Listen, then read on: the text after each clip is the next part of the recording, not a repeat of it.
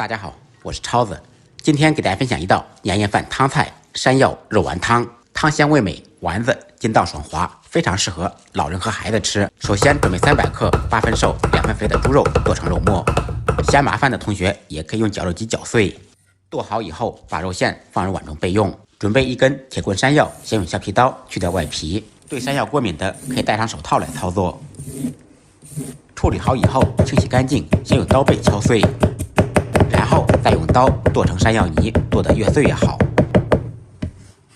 剁好以后，跟肉馅放在一起，再来1小块生姜，去掉外皮，切成姜末。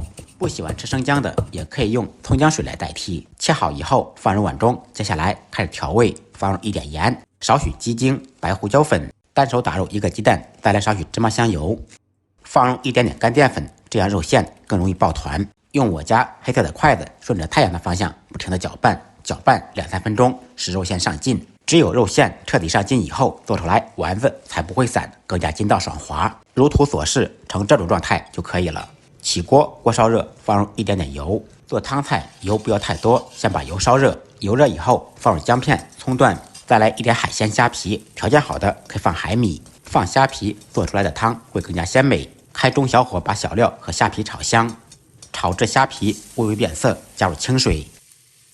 开大火把水烧开，开锅以后转开最小火。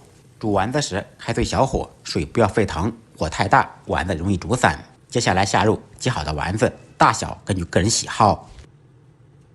全部下锅以后，再改开大火，用勺子轻轻地推。大火再次烧开锅，转开中小火，放入1点紫菜，增加鲜味。